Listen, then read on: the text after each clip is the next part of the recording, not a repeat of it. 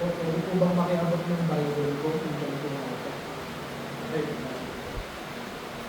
Tumayo po tayo lahat. Kasi po kayo sa Matthew. Verse niyo po.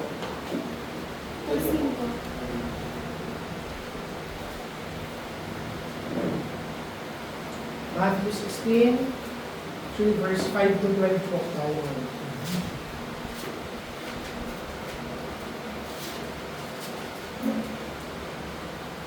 Basahin po natin yung salita. Sabi po dito, and when his disciples were come to the other side, they had forgotten to take bread. Then Jesus said unto them, Take heed and beware of the leaven of the Pharisees and of the Sadducees. And they reasoned among themselves, saying, It is because we have eaten no bread. Which when Jesus perceived, he said unto them, O ye of little faith, why reason ye among yourselves, because ye have brought no bread? Do you not yet understand, neither remember the 5 loaves of the 5,000 and how many baskets he took up? Neither the 7 loaves of the 4,000, and how many baskets he took up? How is it that we do not understand that I spake it not to you concerning bread, that ye should beware of the leaven of the Pharisees and of the Sadducees? Then understood they how that they did not beware of the leaven of bread, but of the doctrine of the Pharisees and of the Sadducees. Maraming tayo. Lord, salamat po sa araw na ito, sa lahat ng pinaya nyo, sa mga kaluluwa ko dito, sa panibagong taon na tinagod nyo sa buhay na natin namin mga Panginoon, patuloy mo sa mga. Dalangin namin, Panginoon, ang presensya nyo sa umaga nito. Nawa, Panginoon, ay makasama namin kayo at kalugan nyo ang iaalay ng bawat isa sa araw na ito, Panginoon. Sa mga kapatid namin wala dito, dalangin namin ang pagbibilan ng Panginoon at pagpapaalala sa kanila ng kahalagahan ng araw na ito. Salamat po sa lahat ng biyaya nyo. Sa Simply Pray. Amen. Ako po na po ang lahat. Kung maalala nyo last time, nagkaroon muli ng konfrontasyon ng mga Pharisees at Sadducees sa ating Panginoong Kristo. At ang ending, hindi na sila in-entertain ng Panginoon sa mga sinyales na hinihingi nila at tinalikuran na sila ng ating Panginoon. At dito na po magsisimula yung kwento. So yung attention ngayon ng Panginoon ay ibinalin niya sa kanyang mga disipulo. At instead na comfort ang ibinigay ng Panginoon, binigyan niya ng isang warning ang mga disipulo nang sabihin niya, take heed and beware of the leaven of the Pharisees and the Sadducees. Yung leaven po, ano ang leaven? Pampaalsa. Sa atin, sa kapanahonan natin ngayon, is yung pinapakain ko dun sa mga alaga ko sa bahay, mga dakliya. Pero, makikita natin dito, very striking yung turo ng Panginoon. Dahil hindi na yung outside effect ng mga Pharisees at Sadducees yung binawarning na, yung danger na sinasabi niya. Pero sinasabi niya, kung ano man yung naitanim ng mga Pharisees at Sadducees sa inyong mga isipan na parang isang leaven, kayo ay mag-ingat. You are no longer dealing sa open opposition. You are dealing sa maliliit na impluwensya at katuruan na pwedeng magtanggal sa inyo sa isang tamang pananampalataya. Iniwanan man natin sila physically, pero yung kanilang katuruan at kanilang pag-iisip ay pwedeng mag-impluwensya sa inyong isipan, pwedeng mag-spread sa inyong isipan na parang isang leaven. At the same time, makikita natin dito na kung saan kahit yung mga disipulo nire-reveal sa kwento nito yung sarili nilang kahinaan. Hindi nila kaagad naunawaan yung warning ng ating Panginoon. Mas nag-worry sila sa pisikal nilang pangangailangan. Bakit daw? Dahil nakalimutan nila at naiwanan nila yung mga tinapay. At habang nagtuturo ang ating Panginoon ng isang bagay na espiritual, ano yung nangyari? Mas iniisip nila yung mga tinapay na kanilang naiwan. Yung pagkukulang nila. Now, ano lang ba yung itinuturo sa atin ng Matthew 16? Sometimes, yung pinakamalalaking threat sa ating pananampalataya, hindi obvious. Yung maliliit na bagay, yung mga tahimik na bagay, yung mga gradual na bagay na nangyayari sa ating buhay, yung mga hindi napapansin, katulad na lang ng live na napakaliit sa isang tinapay. Kung papabayaan natin yung isang maliit na bagay ang pwedeng humubog sa isang buong pananampalataya na meron ang isang Kristiyano. Unang point, sa verse 5 hanggang verse 7, they misunderstood yung warning ng Panginoong Jesucristo. Ano yung punto nito? Kapag hindi mo nauunawaan ng tama, o hindi mo naiintindihan ng maayos yung katotohanan ng salita ng ating Panginoon, isa lang yung dahilan niyan. Your heart is preoccupied with earthly concerns.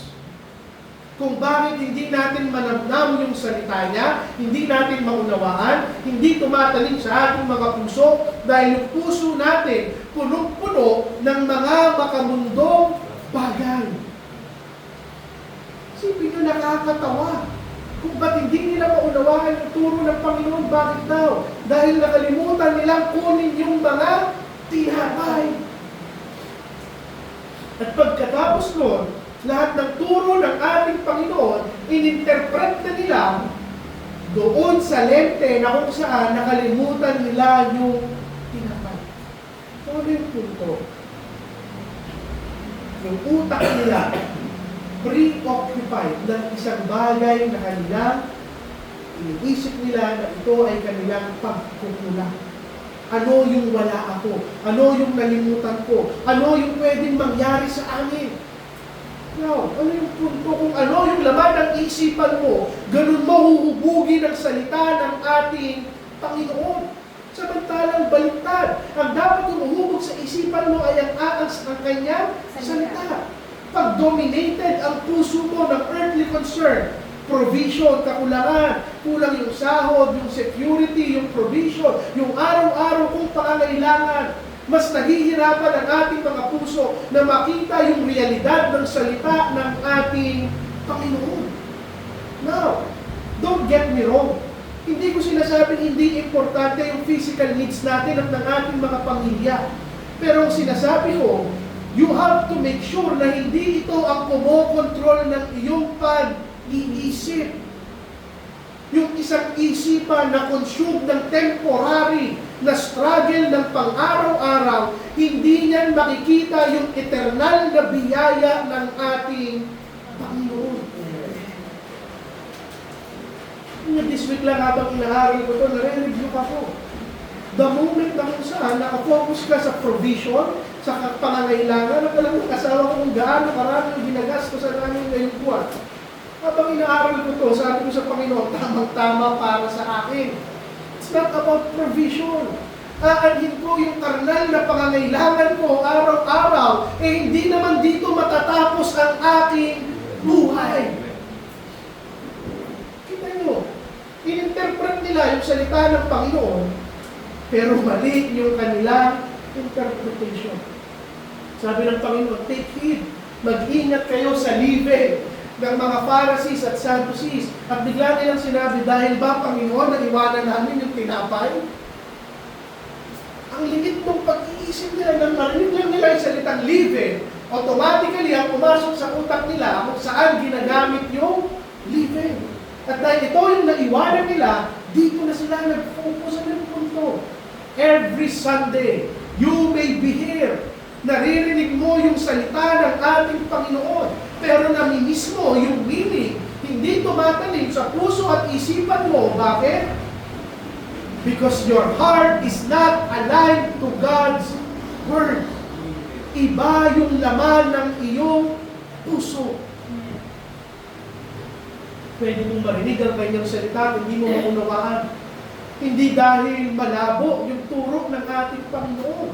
Simply because iba ang laman ng iyong puso. Ano lang yung punto ko? Pag sinubukan mong pakinggan o basahin ang kanyang salita at karnal ang isipan mo at ang puso mo, you will distort God's word. The problem is not with His word. The problem ay yung kondisyon ng puso ng mga tao nakikinig. Ano yung punto? Sabi ko nga, carnal thinking limits our spiritual understanding. Simple lang kung bakit na-miss ng mga disipulo yung tamang turo. Hindi nila tinanong sa sarili nila, ano ang itinuturo ng ating Panginoong Jesucristo?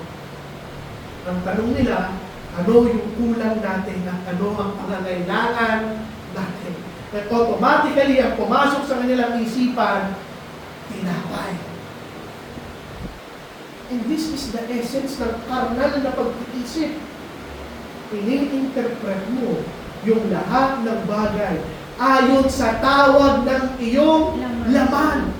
Ayon sa iyong kaganidan, ayon sa iyong kakailangan ng kaperahan, ayon sa iyong gutom, ayon sa iyong kalibugan at pangangailangan.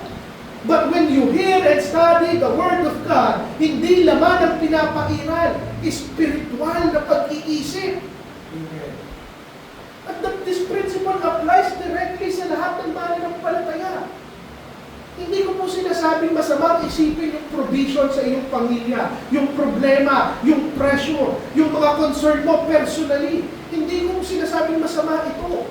Pero pag dinodominate na ng mga bagay na ito ang puso mo, sisiguraduhin ko sa iyo, hindi mo ma-appreciate ang salita ng ating Panginoon.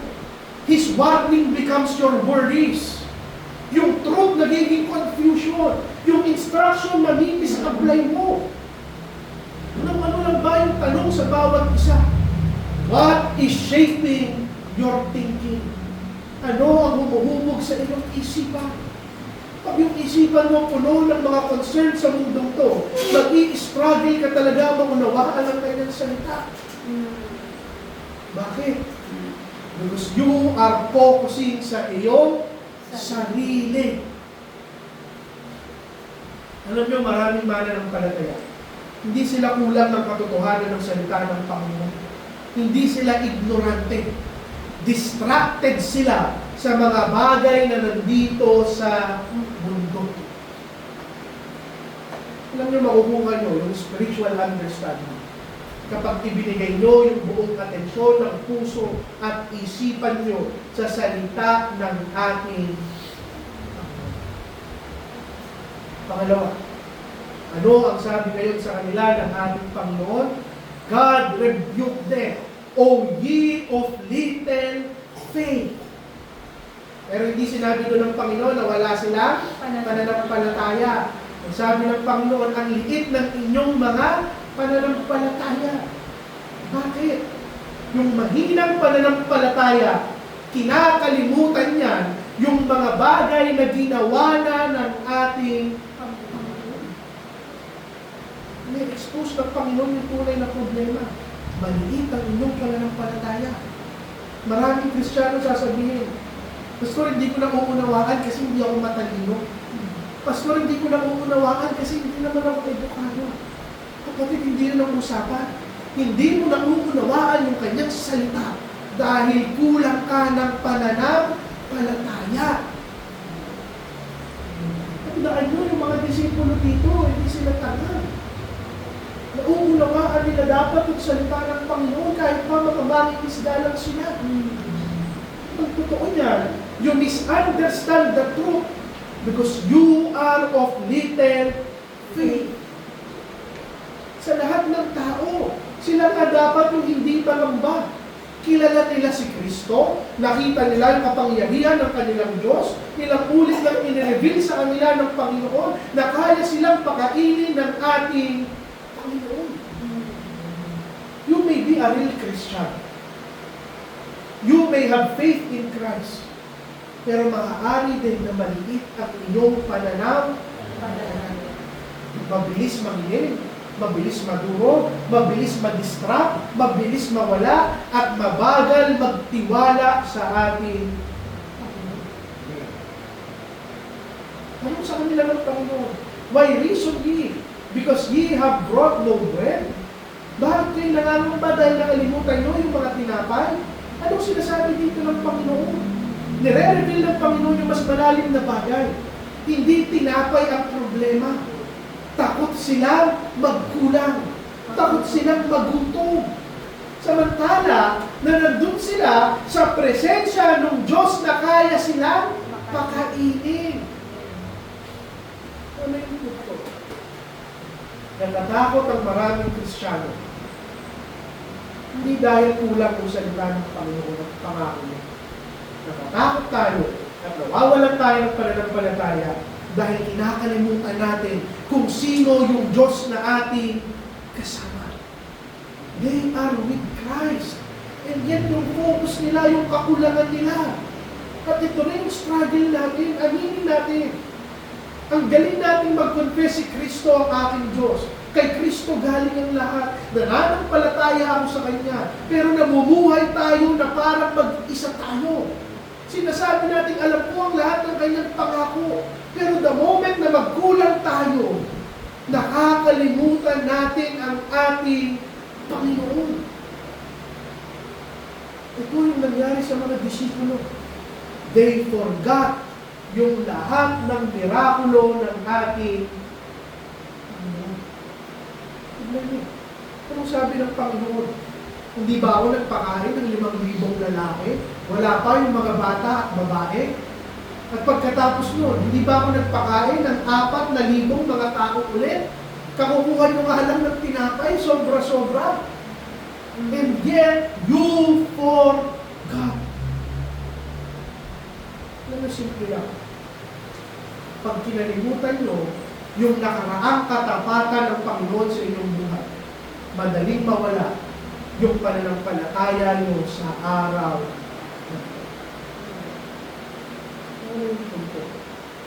Your memory is meant to strengthen your trust in the Lord.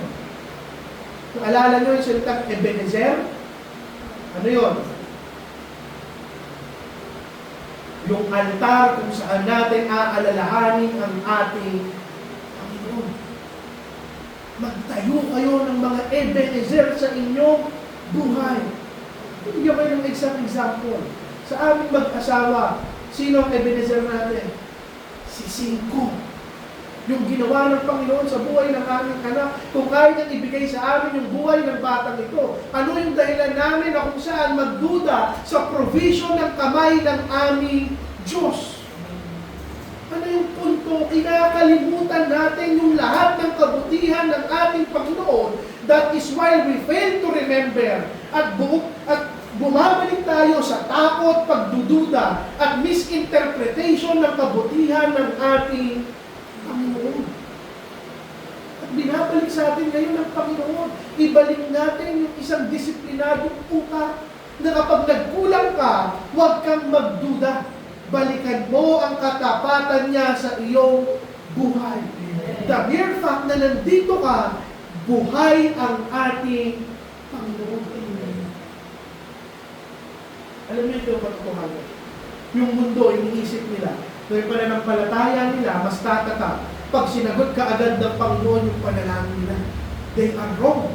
Tumatatag ang pananampalataya not by new experiences, but by remembering the old experiences. Hindi mo tatanungin sarili mo, anong mangyayari Panginoon bukas? Ang tanong, ano na yung ginawa ng Panginoon sa buhay mo upang patunayan niya na siya ay buhay. Yung isang mahinang pananampalataya, nakakalimutan. Pangatlo, after niyang itama ng mga disipulo, dito niya clarify yung wako. Sabi niya, dito tungkol sa tinapay.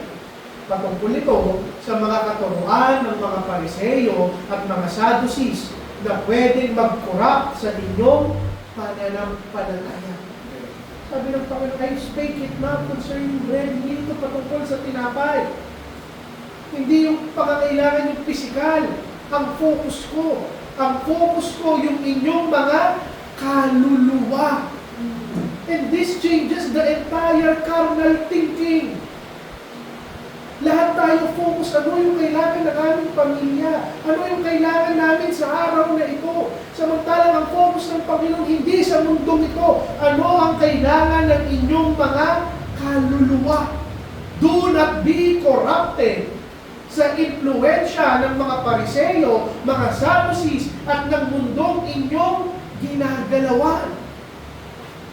Because the leaven represents a corrupting influence. Alam nyo, yung yeast, kahit maliit yan, kahit konti yan, ang laki ng epekto niyan sa mga tinapay. Bigla na lang lumulobo yung tinapay. Kung titingnan nyo, pag tinunaw nyo yung yeast sa tubig, actually ano ba yung yeast? Yung powder? Hindi. Ano ang yeast? Bacteria. Microscopic. Kung hindi nyo po alam, pag tinunaw nyo yung yeast sa tubig, akala nyo powder yun, hindi. Pag tinunaw nyo yun, tapos nilagay nyo sa microscope, maliliit yun ang mga bakterya na buhay, gumagalaw. Ano na yung punto? Maliit yan, tahimik yan, but gradually lolobo yan sa inyong mga kaluluwa. What is Jesus Christ teaching His disciples? Winawarningan niya yung mga disipulo with false teachings, with false influences. Sa tingin nyo, hindi yan dangerous? Makikinig kayo ng konti, magkakaroon lang ng maliit na shift sa paniniwala nyo, maliliit na distortion at compromises. Pero hindi nyo mapapansin that over time, lumalaki yan at mas lumalayo ka na sa ating Panginoon. Ano punto? Yung mga Pariseo, ano yung ginagawa nila? Legalismo, tradisyon. Nagdadagdag sila sa Scripture. Yung mga Sadducees naman, anong ginagawa? Kabaliktaran. Tinatanggalan nila yung Scripture ng mga ayaw nila. No, ano yung punto? Truth can be corrupted from both sides, from both extremes. Hindi ka pwedeng magdagdag sa salita ng Panginoon at hindi ka pwedeng magbawas sa salita ng ating Panginoon.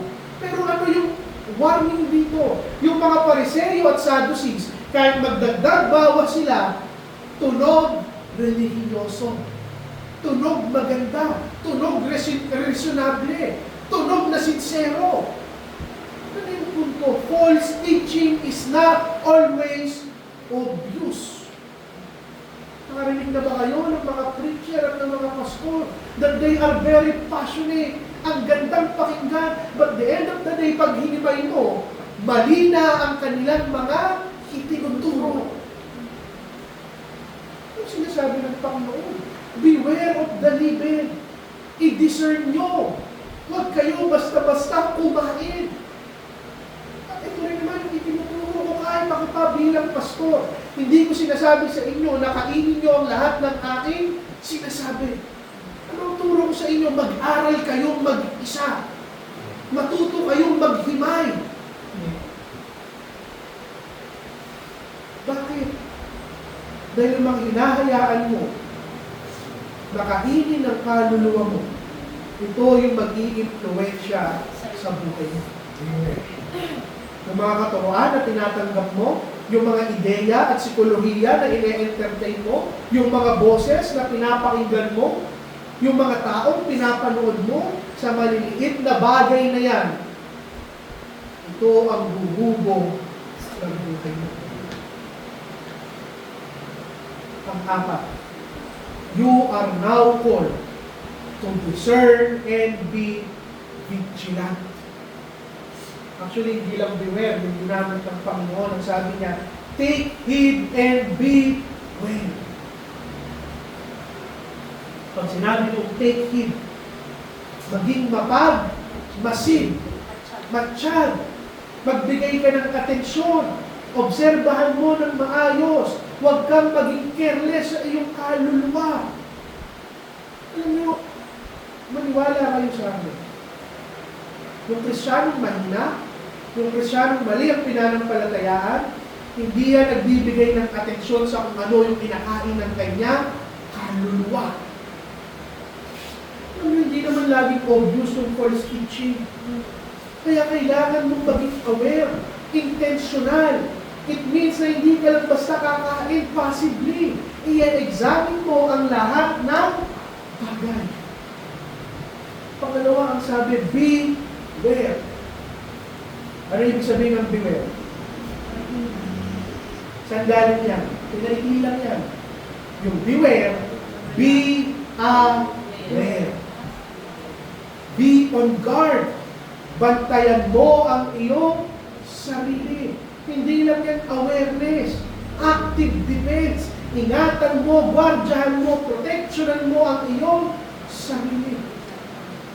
Ibig sabihin yung pamumuhay bilang isang Kristiyano, hindi ka passive. Hindi ka uupo lang, makikinig ka, tatanggapin mo ang lahat ng bagay. You must be vigilant. Para kang gwardya. Dahil kapag hinayaan mo yung living na pumasok sa iyong kaluluwa, baka hindi mo mamalaya na kung saan nag-i-spread na yan at umaalsa na ang iyong buhay. Now, this is the reason kung bakit napakahigpit ng ating iglesia sa doktrina. Because guarding the doctrine is guarding our hearts. Direktang kinonekta ng Panginoon yung living sa doktrina. Bakit? Kung ano yung pinaniniwalaan mo, yun din ang ipapamuhay. Yung mali sa paniniwala mo, it will eventually lead you sa isang maling pamumuhay. At habang binabantayan mo yung katotohanan, binabantayan mo rin ang sarili mong kaluluwa. Pag tinanggap mo yung maling turo, whether sa loob ng iglesia o sa mundong ito, i-distort niyan ang inyong pag-iisip. Noong isang araw lang, pinag-uusapan namin ang aming asawa ng isang lalaking kilala namin na kung saan addict na siya sa pornography. And everything sa kanya, normal yun. Hinayaan niya yung maliit na bagay na yun, i-distort ang kanyang pag-iisip. Actually, extreme pa nga yun. Pero ikaw na kung saan tumingin ka sa mga maling bagay, tanggapin mo ang psikolohiya ng mundo, makikita mo na kung saan gano'n na rin yung magiging iyong pamumuhay. Now, ano lang yung gusto kong ipunto dito? A careless Christian is a weak Christian. At panghuli, dito na natin tatapusin. Simple lang naman yung sinasabi ng ating Panginoon. This is a call to discern. A call to be vigilant. Hindi tinapos ng Panginoon yung passage sa information na. Tinapos niya yung passage sa isang commandment. Take heed and beware of the evil. Maliit ito, pero kumakalat ito sa buong pagkatao. Kung maling katuruan, maling pag-iisip, maling doktrina, maliliit na kompromiso, hindi mo yan makukunti. Lumalaki yan at lumalabas yan sa ating buhay. Kaya panawagan sa iyo ng ating Panginoon, guard your mind. Kung ano yung pinaniniwalaan mo. Guard your heart kung ano ang iniibig mo. Guard your life kung ano ang sinusunod mo. Dahil kung ano yung papasok sa puso mo, ay sa isipan mo, papasok sa puso mo, at kung ano yung papasok sa puso mo, uhubugin ang iyong pamumuhay. So, utos sa iyo ng ating Panginoon. Take heed and beware of the evil. Manalangin. Panginoon, salamat po sa araw na ito. Salamat sa lahat ng biyaya mo. Magamat maikli ang mensahe na nihatid sa umagang ito. Nawa na review at na-warning nga ng bawat isang bagay ng kalagayan. Madalas niyo ang aming ikapu, Panginoon, magpatawad nawa sa aming mga kasalanan. Salamat po ang aming dalangin. In Jesus' name we pray. Amen.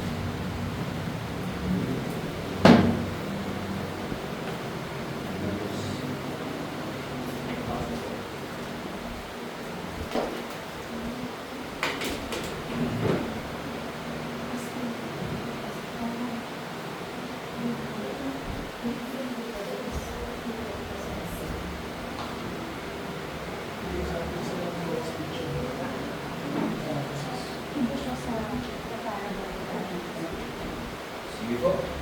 Tumayo po tayo. Kuling awit po natin yung umaga.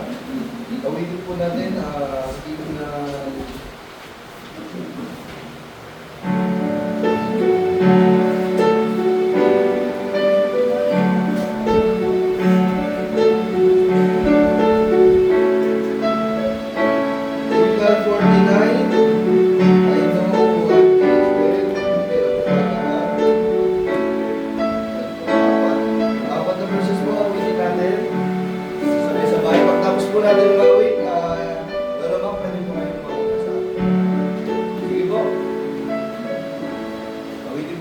sabay-sabay. I know who I believe in. Ready, sing.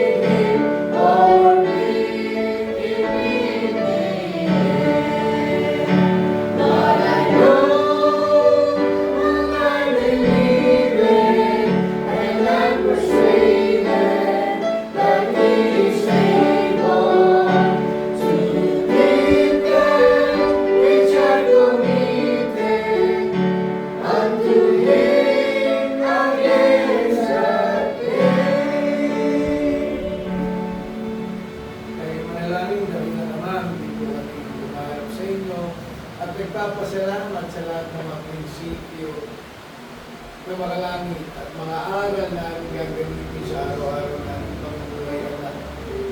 Salamat Ama na nawa patuloy kong buksan ang aming mga isipan at aming mga puso, Ama, sa pagtanggap. Nawa Ama, hindi lang po kami ma-challenge sa bawat araw, kundi ang bawat salita mo ay babaguhin kami sa lahat ng aming pamahalian. Salamat din po, Ama, sa pagbiyayan ng pagkakaloob nyo sa pisikal naming katawan. Maging kalakasan po ito ng aming katawan lupa. Dalangin namin makarating ito sa higit na nangangailangan sa mga bata, matatanda, at kababaihang nagugutom sa kalsada na pinabayaan ng aming lipunan sa mga dumaranas ngayon ng bighati ng digmaan. Ganon din po sa mga taong dumaranas ng kalapitad, pagdiyo, lingkod at ano po ng anak. Nawa ang mga kapagay ko ang inyong mga milikan. Kaligtasan po sa lahat ng aming mga minamahal na pamilya. Ito sa magdalaming sa dakilang pangalan. Amen. Kami kayo.